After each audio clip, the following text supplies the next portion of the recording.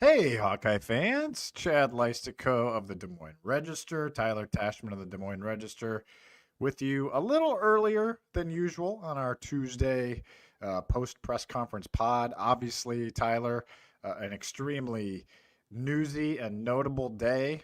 I wish I could tell you exactly who's going to start at quarterback right at this very second, but we did get a lot of valuable insight this afternoon. So normally, you guys, we do like a three topics thing on Tuesday, and that's just press conferences sometimes can get sort of like, okay, what are we going to talk about this? What are we going to write about this week? And we know we got the preview show tomorrow.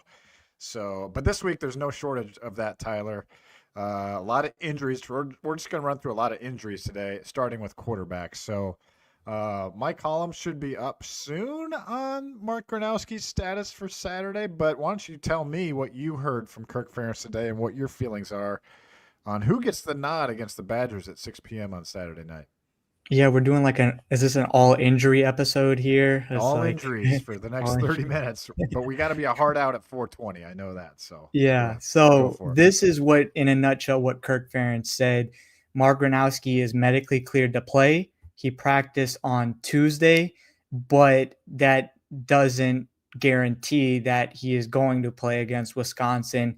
Basically, is his ability to function at a high level, to play confidently, to play effectively, is what the decision is going to come down to of whether he starts against Wisconsin or not. And if it's not him, there's two other options that are possible, with one being Hank Brown and the other being Jeremy Hecklinski. Those two guys last week got the reps at quarterback. So they had more, for Jeremy Hecklinski, he was able to get more reps, but it could be one of three guys basically at this point. It seems like, Mark Gronowski, Hank Brown, or Jeremy Hecklinski. So I thought it was encouraging that Kirk Ferentz seemed encouraged about Mark Gronowski, that he's obviously been practicing. So that to me seemed like a good sign, for where he's at, health wise. Yeah, let's start there because to me, I feel like this was a big development in terms of this season that Mark Gronowski not only may not be out for the season, but that he may play this week. There was, as you guys know, we did our show last week, and Tim Lester, when I asked him, I said, "Will he be back against Wisconsin?" He said, "I don't know, maybe it's possible." And I said, well, "So he's not out for the season then?" And he knocked on wood, and that kind of underscores kind of the vagueness and mystery that Iowa coaches have been dealing with too, with this what's perceived to be a left knee injury. I think um, have talked to enough or talked to some people behind the scenes that again encouraging info that it's not a re-tear of the ACL, but I think there's enough gray area here where Ferentz said it's like a sprain. He called it a sprain, but it's obviously more, well, not obviously, but seemingly more serious than that, where he's got to fight through something. He's got to rehab. He's got to rehab constantly, strengthen the area around that knee. So more than likely, based on the people I've talked to, it is some kind of re-tear of that ACL, but probably not a full tear. And it's something where it's. I'm not saying no. Iowa hasn't said this, but it seems to be the signs are pointing towards some kind of re-tear of that ACL, but not enough to keep him completely out. He could do a surgery if you wanted to, maybe. Maybe it's not that serious, but that's kind of what that's where I think the mystery is, Tyler, is they've been trying to figure out if he can go. And now on this Tuesday practice, it seems like he did go. Ferentz said, what do you say? I'm pleasantly surprised, frankly, I think was the quote. Yeah, he goes, I'm pleasantly surprised, quite frankly. And then he also said later in the press conference, when I asked him, are you preparing for Mark to be your starter or not? He said, that's a good question. We just got done planning. And then he said, then he didn't tell us the plan. But he did say, if Mark starts the game, there's no guarantee he'll finish. You have to have that flexibility. We aren't banking on any. This is the most important part of the quote, Tyler. We aren't banking on anything. We couldn't. We've had nothing but unknowns. Tuesday, well, he said today. Today was the most positive step we've had in that. Okay, maybe this is realistic. We'll see what it looks like Friday and go from there. So it sounds like, based on what he said many times, they're going to decide on Friday whether Mark's good to go. It's hard for me to imagine they're just going, well, we don't know what's going to happen and decide. I feel like they know that where they're going to go here, but they're going to decide for sure on Friday. The dilemma here is, do you want Mark Gronowski at 80% or Hank Brown at 100 or Mark Gronowski at 75% or whatever it may be? What's going to give you your best chance to win at that point? And there's no, I don't think there's a right or wrong answer, and that's what makes it difficult. It's not like there's one where, oh, you absolutely, Mark Gronowski at 75% is going to be better than any of your other options. I'm not sure. We might get more clarity on that if Mark Gronowski plays and he's clearly just not the same guy, then maybe we'll find out, okay, maybe Hank Brown's a better option at this point. But what concerns me a little bit is that how much of a weapon Mark Gronowski's legs have been, right? And it's not, he has been able, especially in the red zone, to be able to punch it in. It's sort of in a way that we saw Brendan Sullivan do last year with his ability to be a threat with his legs. My question is, how much would that impact of his effectiveness?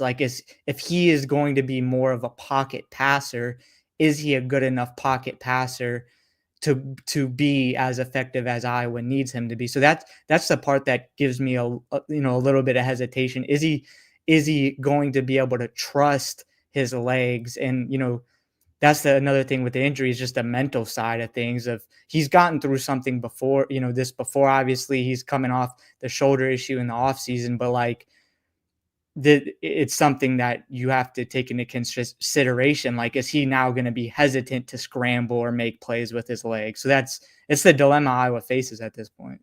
Well, and the confidence issue that you bring up, Tyler, is extremely notable, considering we saw week 1 when Mark Gronowski was not confident. You saw how that went, you guys. Not good. So Gronowski, as he gained more confidence in his ability, he was better and better. And Tyler and I were talking, walking out of the building. After that first game, he stopped wearing that left knee brace.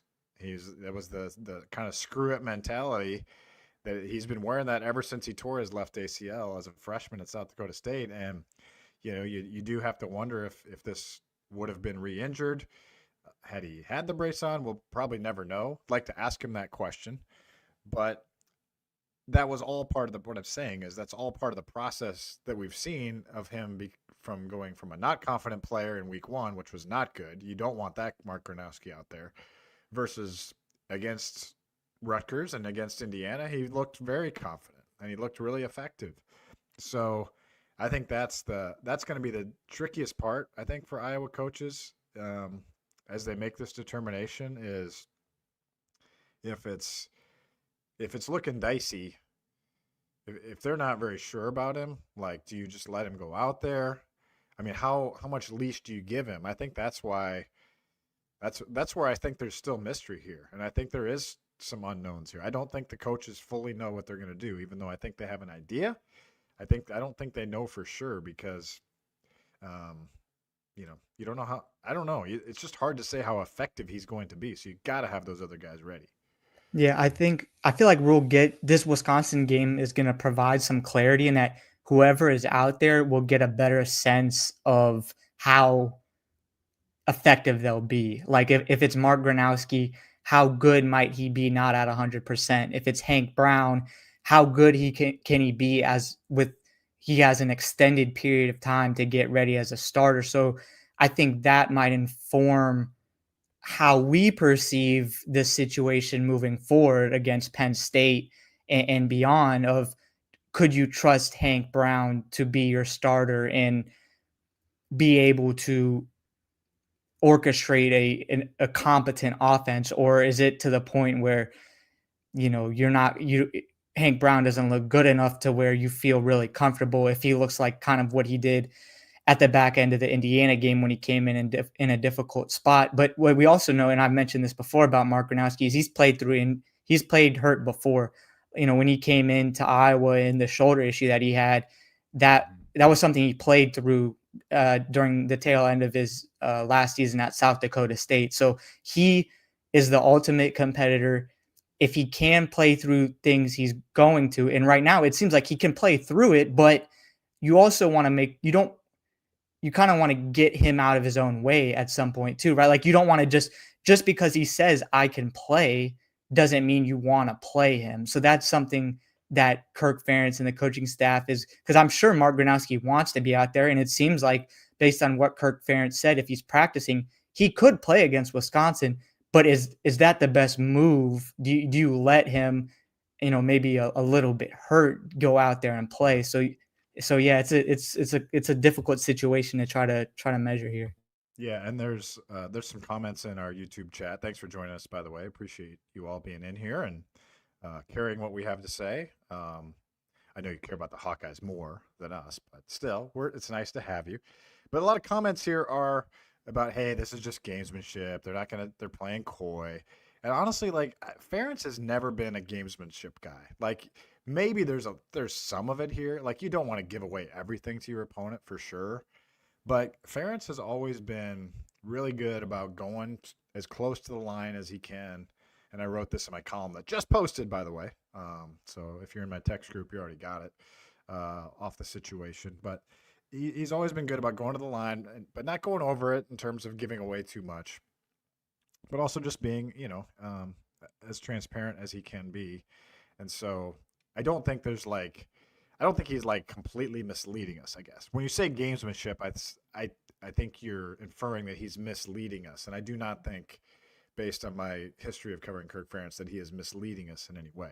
Now, do I think that Gronowski, if he doesn't play on Saturday, was Ferentz misleading us? No.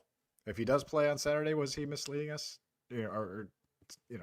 No. I mean, it's just I think that's just literally an unknown how he's going to be on Friday. Like it sounded like he looked okay on Tuesday, and that's great. But I don't know. It's smart to wait till Friday, honestly. But I know that they want to know, but they haven't been able to figure. And I think Tuesday gave him a sign that maybe he can play. Okay, here's my other thought, Tyler. Now, I have a lot of confidence in Tim Lester's game planning. I think he's done a really good job. He's had 4 starting quarterbacks at Iowa now. He's won games with all of them, including Jackson Stratton. Like I feel like he can go and he can take a situation that you give him and produce a winning game plan. I mean, he did it against Indiana too. They just didn't throw the screen pass correctly. So is it do you think it's possible that there could be a designed I don't want to say rotation, but platoon? Or do you think they would go into this potentially using both guys? Like, hey, we're going to use Gronowski in these situations, but not these situations. We're going to use Brown in these situations, not these situations. I don't know. Do you think there's a world in which Kirk Ferentz would allow a game plan like that? And do you think that's possible? I mean, what makes me think that that's not as realistic is that it's not like it's not like a Cade McNamara versus Brendan Sullivan situation where they're so drastically different in skill set that you're going to have Brendan Sullivan, whose ability to use his legs is just greatly outweighs what Cade McNamara is able to do.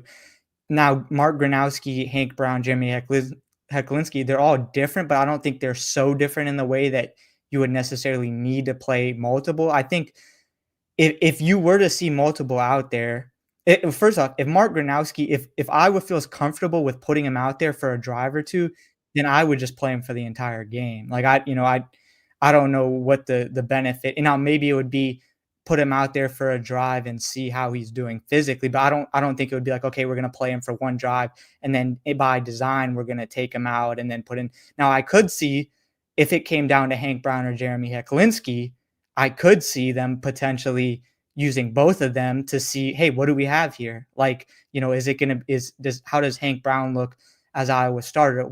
Can Jeremy Hecklinski, like we still haven't seen him play in an Iowa uniform in game action. To me, that seems more realistic. Would I bet on it? I mean, probably not, but I think if Mark Gronowski can go, you play him, period, and you're not going to kind of substitute in and out unless he does not look the part. Whereas if it's Iowa's backups, I think it would make more sense for them to give both of them a chance. To that point, T Hawkeyes 08 in our comments says, could this be the game to give our backup QBs a chance to get a Big Ten win on the road and confidence going forward and let Mark heal for the gauntlet of the schedule? I agree. I think that's the best case scenario. If you're a Hawkeye fan, a Hawkeye coach, you get to see how maybe both these guys, like you said, Tyler, hey, we want good stories to write about, so that would be – I'm all for Jeremy Hecklinski getting in this game in some way, shape, or form. All right, we want to see little Heck. And I think long-term, that would be the ideal scenario. Like, play these guys, they play fine, they play well, they get a win, and then Gronowski's good to go against Penn State next week. And then you can turn to these guys in a pinch more so than you could against India. That's the ideal scenario to me. But at the same time, as our friend Scott Docterman we were discussing after the presser, it's college is more like the NFL now. Like you're paying the players. Like Mark Gronowski was paid handsomely to come in here and be Iowa's quarterback, and if he can play, then he probably plays. So. That would be my guess where this lands. Be my guess right now, and I didn't think I would be at this point coming into today. I thought it felt like a Hank Brown week to me, but I guess my leaning as we finish this quarterback conversation, Tyler, is that it will be Gronowski on Saturday. That's kind of where my gut feels right now, and that's not where my gut was this morning. Yeah, I mean, and the other thing is Kirk Ferentz has been pretty confident about the quarterback room is in a better spot than it's been the last two seasons, like top to bottom. And we might see whether that is actually the case, because when Iowa's had to go to his backups the last two seasons, it's been I hesitate to say disaster, because it wasn't. I don't think it was a disaster last season. Sullivan was better. Yeah, it was better than McNamara. Yeah, well, so it hasn't been ideal, is the words I was. And I think with Deacon Hill, it was a miracle that Iowa was able to win as many games as they did. But it hasn't been as good as it should be, right? Some of it last year was due to injuries. But I think, there's a chance that we find out, like, is Iowa's quarterback situation actually in a better spot than it was a year ago and 2 years ago? Because at this point with Iowa's quarterback room, it's like, you're only as good as your backup, because every year, in recent history, the starter hasn't made it through the year. And even if Mark Gronowski starts against Wisconsin, he wasn't able to finish the game against Indiana. So in a really crucial juncture, Iowa had to go to its second man. So we'll see if this is a totally revamped quarterback room. Like, the only guy returning was Jackson Stratton, who. He doesn't even make road trips. Yeah. So this was this week, though. This was a totally new quarterback room, right? And so I think this is going to kind of test to see whether Iowa landed on some of them, whether it actually is an upgrade from what it has been. Yeah, I do think I would like to see those guys in extended action, but obviously if Gronowski gives you the best chance to win, then that's what you got to do. We'll talk more on our Wednesday show, certainly about the quarterbacks and previewing Iowa-Wisconsin as a whole. But, Tyler, we've got about 12 minutes left here. Just want to talk about injuries across the board. A new starter at middle linebacker, I think that's the biggest headline, Jaden Montgomery. There was, we were asking players about Gronowski, it was all vague, mysterious answers. But when you ask about middle linebacker, it's like, Jaden Montgomery's our guy. Jaden Montgomery's our guy. Jaden Montgomery's our guy. We believe in Jaden Montgomery. He's a scrappy guy. He's a hard worker. Jaden Harrell not going to play this week, so the Hawkeyes have a new middle linebacker. It's the first time they've had a new, a linebacker injury that kept him out of the next game since 2020. So they've had a lot of stability at both inside linebacker positions the last 4.5 years now. This will be the first change in that. What do you expect? 5'10" middle linebacker. Going to be an interesting, and he's a Wisconsin native.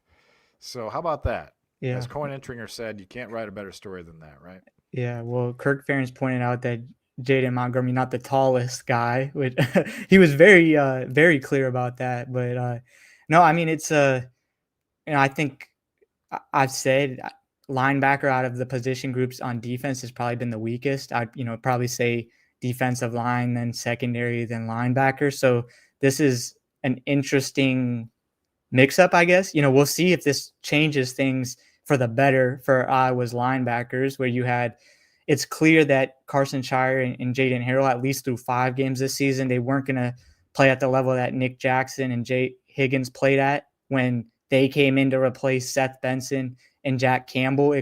There's been, for the first time in a while, like a pretty clear drop off.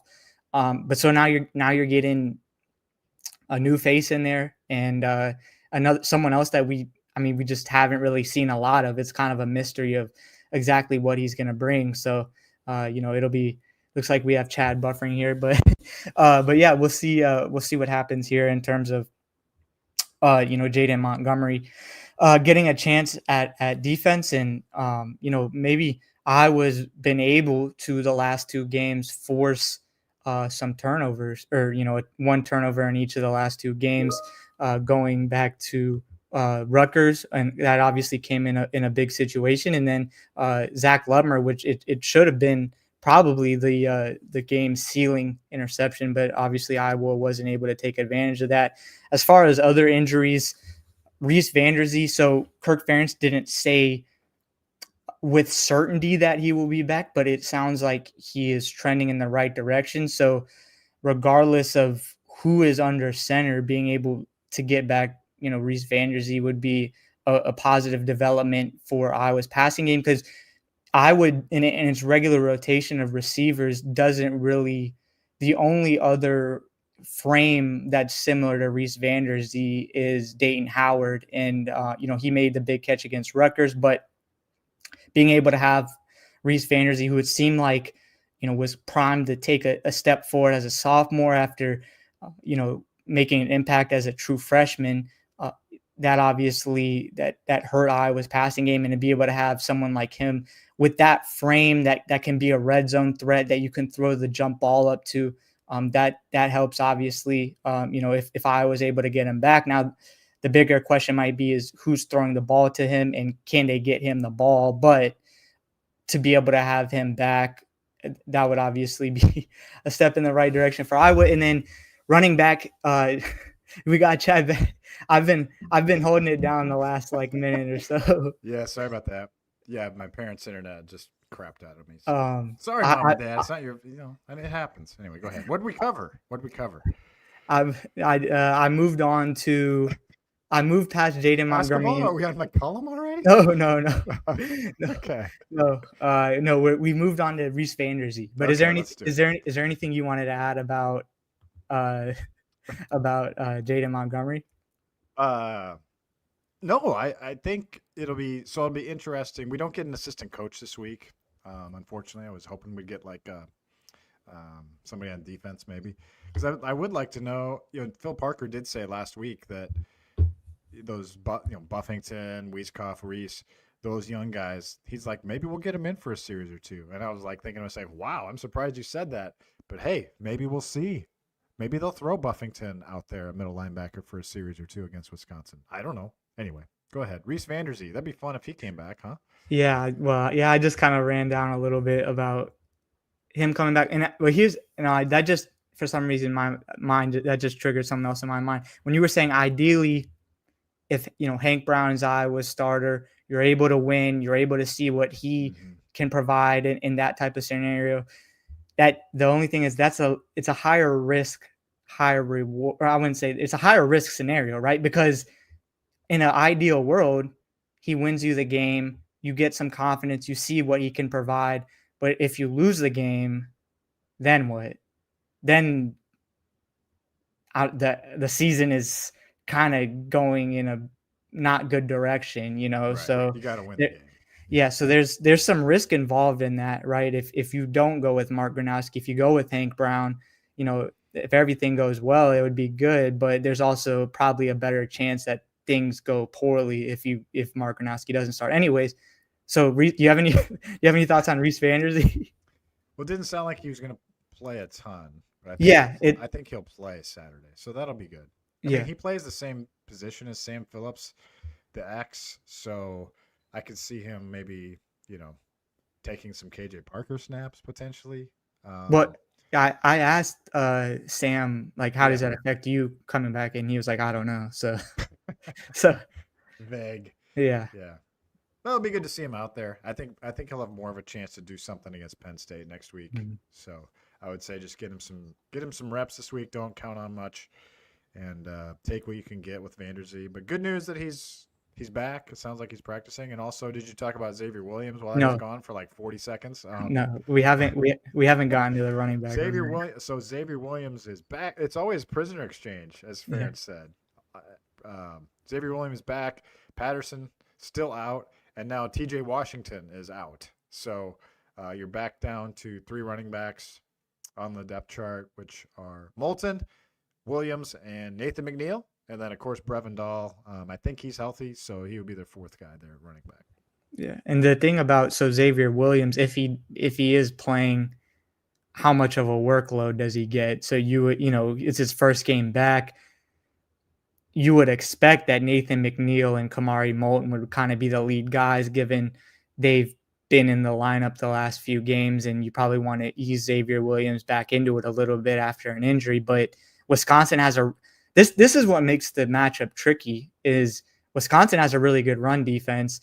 Iowa has a banged up running back room, and you're not sure what you're going to get at quarterback. So it's like Iowa might have to throw the ball to win a little bit, and you're not exactly sure what you're going to get out of your quarterback play, and are your running backs going to be good enough to run effectively against Wisconsin? So even though Wisconsin hasn't been great, I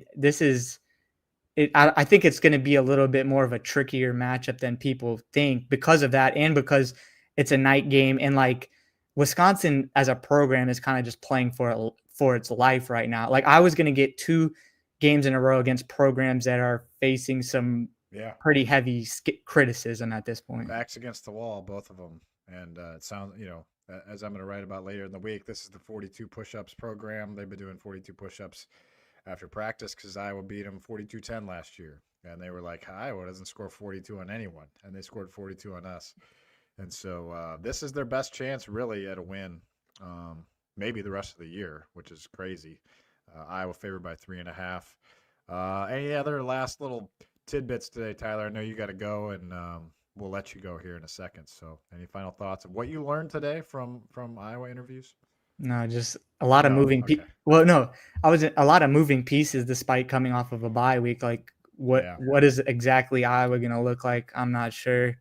They're going to have this, but you have to win it. I mean, if you don't win this game, it's pretty easy to see things kind of taking a nosedive. And if you win this, like, can they go 3-0 the next 3 games? Like, I don't think it's totally out of the realm of possibilities, but you got to win the first one. Exactly. Good news that the O-line on the depth chart this week was intact because Bo Stevens, Jennings Dunker left those games, and Lester said those guys were rehabbing as well. So that's good news, encouraging news. We didn't talk to any of them today, but that's that. So we'll talk to you on our Wednesday Hawk Central show. Thanks for joining us on our Tuesday YouTube show. As always, Chad Leistikow, Tyler Tachman of the Des Moines Register. Talk to you soon.